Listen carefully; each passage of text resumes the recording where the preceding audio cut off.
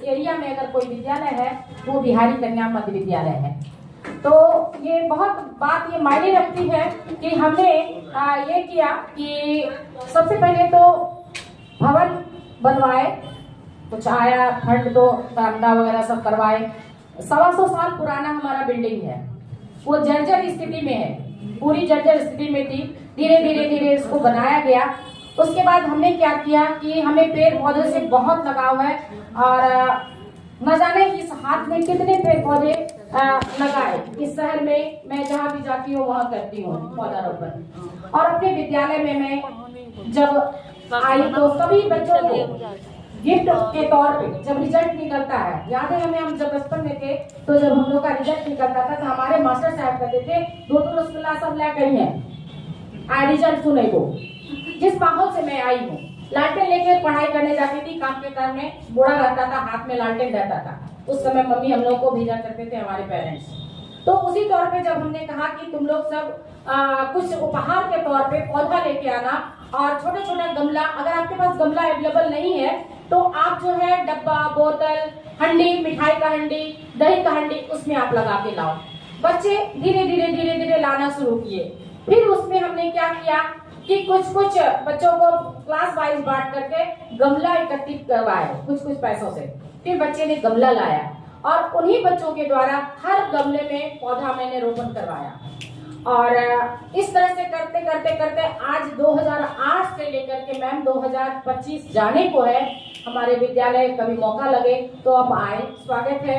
बहुत सारे पौधे हैं, जगह बहुत कम है, मात्र 1 कट्ठा का जमीन है, वो मतलब पुरानी कट्ठा से 1 कट्ठा का जमीन है। उसी में हमारा सारा क्लासरूम है, 1 to 8 है। और बच्चों का कौन सा कक्ष है, वो आनंददायी कक्ष है, रसोईया का सेट है, सब चीजें। उसके बावजूद भी हमने लगाया, हमने हैंगिंग प्लांट किया। बच्चे इससे क्या होते हैं ना, बहुत प्रेरित होते हैं। फिर हमने ये कहा कि आप अपने घर के आसपास पेड़ पौधे लगाएं, इससे पर्यावरण आपका बहुत शुद्ध होता है, देखने में सुंदर लगता है, आपका घर, आपका आस पड़ोस। और सबसे बड़ी बात है, बच्चों में सबसे पहले मेरी प्रायोरिटी रहती है नैतिकता का पाठ हर कोई पढ़ा सकते हैं, पढ़ाई हर कोई पढ़ा सकता है। सब्जेक्ट की पढ़ाई बच्चे अगर हम ना भी पढ़ाएं तो वो खुद भी पढ़ सकता है, ट्यूशन के मार्फत या फिर अपने पेरेंट्स के मार्फत। लेकिन हम जो नैतिकता का पाठ उसे देंगे वो शायद ही कोई दे पाएगा। तो नैतिकता के पाठ में करना क्या है कि आपको प्रेयर के समय, चेतना सर्व के समय आप प्रेरक प्रसंग को उठाएं, प्रेरक प्रसंग को ले और उसका व्याख्यान करें। कभी आप करें, कभी बच्चों से करवाएं, कभी उस बच्चे से। हमने क्लास वाइज सबको बांट दिया है कि आज इस क्लास के बच्चे प्रेरक प्रसंग की व्याख्या करेंगे, आप करेंगे, ये करेंगे। इस तरह से बच्चे जो है, हर क्लास के बच्चे एक्टिव रहते हैं और हर दिन एक सब्जेक्ट लेके आते हैं। ये बहुत बड़ी बात है। आप नहीं उसको है तो आप पेपर ही सुनाइए, आपको न्यूज उठा के लाइए, आप न्यूज बोलिए। तो और घर में बड़ों का सम्मान कीजिए, छोटों को प्यार दीजिए। ये चीज आप अवश्य सिखाएं, क्योंकि ये चीज हमारे समाज से विलुप्त होती नजर आ रही है, बिल्कुल खत्म होती नजर आ रही है। सहपाठी के साथ कैसा हमको वार्तालाप करना है, कैसा उसके साथ तालमेल करना है, ये तक भूल गए हैं। सिर्फ अहिंसा और द्वेष, राग, ये भावना सब में पनप चुकी है। तो सबसे पहले हमें ये चीज, जो वो मैम बोली ना कि मट्टी का घड़ा होता है, उसे जब तक आप तपाइएगा नहीं, पकाइएगा नहीं, वो सही घड़ा नहीं होगा, पानी रखने योग्य नहीं होगा। तो उसी तरह से हमें जो है, बच्चा बिल्कुल अपने मानस पटल को क्लीन करके आता है हमारे पास, और हमारे पास ही सबसे ज्यादा रहता है। बच्चे घर जाते हैं, घर में खाते हैं, पीते हैं, खेलते हैं, सो जाते हैं, लेकिन उसको एक्टिव कैसे बनाना है, ये हमारा आपका कर्तव्य है कि बच्चे को जागरूक कैसे करें। बच्चे कैसे, आज मैं गर्व से कह सकती हूँ कि जितने भी अभिभावक हैं हमारे विद्यालय में, वो हमें बहुत पसंद करते हैं। उसका रीजन है सर, क्योंकि वो कहते हैं तो हमारे बच्चा का बदल डला मैडम, हमारे बच्चा जे काम नहीं करेले, बच्चा हमारे काम करे लगले, हमारे बात सुने लगले, हमारा माथा दाबे छे, गोड़ दाबे छे। क्यों? क्योंकि हमने उसे बताया कि आप ऐसा करो, और चारों धाम घूमने की आवश्यकता नहीं है।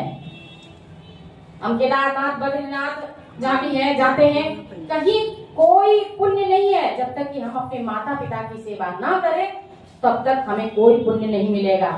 मेरी प्रायोरिटी है, मैं अपने वेतन का 10%, 10वां हिस्सा मैं गरीबों को दान देती हूँ। यदि कोई संस्था नहीं है और आप, मैं गूगल पे भी मिल जाऊंगी आपको डॉक्टर सुमन सोनी के नाम से, और मेरी पुस्तक भी है, हमने पुस्तक भी लिखा है, कविताएं की भी शौक है हमें।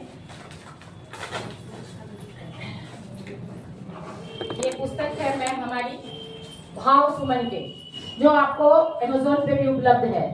कहने का मतलब ये नहीं कि हम सिर्फ एक शिक्षिका हैं, शिक्षिका के अलावा मैं एक समाजसेवी भी हूँ, कवित्री भी हूँ, और एक गृहिणी भी हूँ, एक अच्छी माँ भी हूँ, एक अच्छी पत्नी भी थी।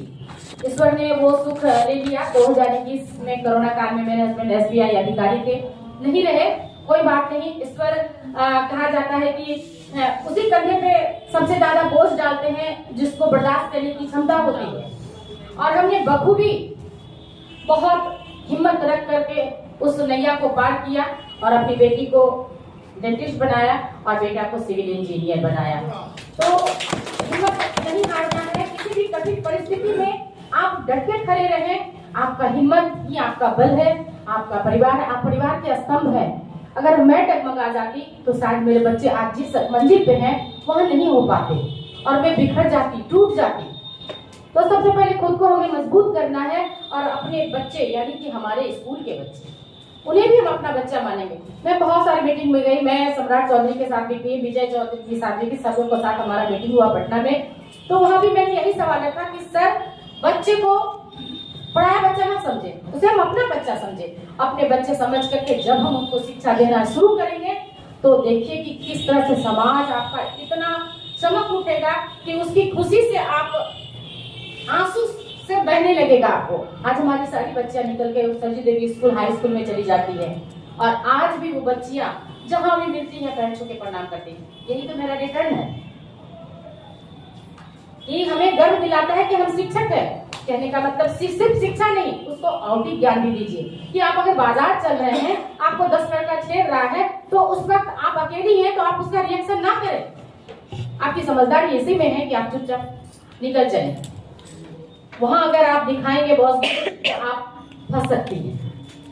तो 2 शब्द अगर आपको कहता है कोई तो आप सुन लें, लेकिन हाँ, जब आपके साथ जाने पहचाने लोग, परिचित लोग, पारिवारिक लोग, घर में रहने वाले लोग, हमारे रिश्तेदार भी ऐसा कुव्यवहार करते हैं, उस वक्त आप चुप न रहें, अपनी आवाज को ऊपर करें और उसको सबके सामने लाके खड़ा करें। हमारे साथ बहुत सारी ऐसी घटनाएं हुई। मैं खुद ही अपना मतलब क्या बताएं उसको उदाहरण पेश करती हूँ और मेरे फेसबुक पे आप देखेंगे तो आए दिन आपको इस टाइप का मिलता रहेगा कि, और इसीलिए शायद लोग हमें पसंद करते हैं, ये बेपाक है, ये कुछ भी बोल जाती है, इसे कोई लोक लाज नहीं है। अगर मैं लोक लाज मैं करूंगी तो आप कैसे जगोगे, आप कैसे जगोगे, है ना सर? तो छुपिए मत, निकलिए। लोग क्या कहेंगे, लोग तो वैसे भी कहेंगे। मैं अभी माइक छोड़ के जाऊंगी, वहां निकलो बड़का नेता बने ले, बहुत भाषण दल के, गाने से तो कुछ हो नहीं। तो ये आप सुनेंगे ही सुनेंगे, ये समाज है। और समाज में जब और जान लीजिए, जब आपके सितारे बुलंद हैं, जब आप ऊपर उठेंगे तो आपके पीछे हजारों हजार उंगलियां उठेगी। तो उससे डरना नहीं है, उससे घबराना नहीं है। अगर आपको कुछ करना है तो भीड़ से हटके करें, कुछ ऐसा करें कि लोग आपको आपके नाम से जाने। और खुशी होती है कि वाकई हमने, मैं यहीं से मैट्रिक तो मैं मधेपुरा डिस्ट्रिक्ट से की, यहाँ आने के बाद SM कॉलेज यहाँ है, तो वहां से मैं इंटर से लेके MA तक की। यहीं से करते करते मेरी शादी हो गई, 94 में मेरी नौकरी लगी, 94 में मेरी शादी हो गई। तो संघर्ष मेरा वहीं से स्टार्ट हुआ। आप सोचिए कि जिस साल शादी, अप्रैल में मेरी नौकरी, और नहीं अप्रैल में शादी और अगस्त में नौकरी, कहानी वहीं से स्टार्ट। हमने क्या जिंदगी जिया, और 21वें साल का चले जाना। तो लाइफ बहुत छोटा, आज का जिंदगी आज जिएंगे, अभी जिएंगे, कल के भरोसे नहीं रखेंगे कि इस काम को पेंडिंग छोड़ दिया, हमने कल करेंगे। बच्चे कहते हैं ना सब्जेक्ट आज नहीं बनाए कल बना लेंगे, होगा नहीं। आज का आप आज बनाओ, अभी बनाओ, अभी का अभी तुरंत दिखाओ। तो आप बच्चे को जगाइए। बच्चे में इतनी प्रतिभाएं हैं कि अद्भुत। आप हर सैटरडे को हम क्या करते हैं कि वो क्या सुरक्षित परिवार के तहत बच्चे को घर से टीएलएम बनवा के मंगवाते हैं। कोई मिट्टी का बनाओ, कोई कागज का बनाओ, जिससे है इच्छा बना के लाओ। आप देखिएगा कि बच्चे में कितनी कला है, अद्भुत, मतलब आश्चर्य लगता है कि इतनी कलाएं हैं बच्चे में। सिर्फ अभाव है तो क्या है, सुविधा का। उसके पास वो सुविधा नहीं है जो उसके माता पिता उसको मुहैया करा सके। लेकिन फिर भी मैं ऐसी बहुत सारी ऐसी संस्थाएं रहती है जहाँ पे फ्री में सिखाया जाता है, मैं वहां से अटेंड कर देती हूँ। कल जो मनोज सर आए थे वे वी केयर संस्था के मनोज सर थे और उनके संस्था में एज ए गेस्ट में जाती हूँ। और आप कोई भी ब्लड आप आराम से ले सकती हैं, बशर्ते कि कोई भी कैंप लगे। आप एक बार ब्लड डोनेट कीजिए और वो कार्ड उठाइए, आप अपना कार्ड नंबर डालिए या मेरा भी नंबर आप रख सकते हैं। कहीं भी अभी ब्लड की जरूरत है, कहीं से भी किसी को जरूरत होती है, कॉल आता है, उसको तुरंत मुहैया कराती हूँ। तो थोड़ा सा हटके कीजिए, जीना तो है ही, तो फिर मस्त होके क्यों नहीं जिए, खुल के क्यों नहीं जिए। लोगों का काम है कहना, वो कहेंगे ही कहेंगे। और पर्यावरण आप अपने हाथ से अनेक वृक्ष लगाइए। जरूरी नहीं है कि आज हम वृक्ष लगाएं तो आज हम ही फल खाएं, हम जिंदा रहेंगे क्या तो हम वृक्ष लगाएंगे फल खाने के लिए, नहीं। आप लगा के जाइए उस बरगद का, सोचिए कि जो कि इतना घना बरगद का पेड़ होता है जिसके नीचे हम लोग गर्मी के छांव में जाकर के ऐसे करके छुप जाते हैं। हमने तो नहीं लगाया, हमारे कितने पूर्वज लगाए और उसकी छांव में हम लोग रह रहे। तो यही है कि आइए सर तो हम लोग आज करेंगे, कल हमारे बच्चे लेंगे। तो आज हमारे माता पिता जो हमको सिखा गए, जो हमारे लिए अच्छे कर्म थे, जो आज हम यहाँ हैं और इस योग्य हैं, तो हम लोग अपने अपने माता पिता को प्रणाम करते हैं, नमन करते हैं कि उनका संस्कार, उनकी शिक्षा दीक्षा हमारे लाइफ में बहुत काम आ रही है। धन्यवाद।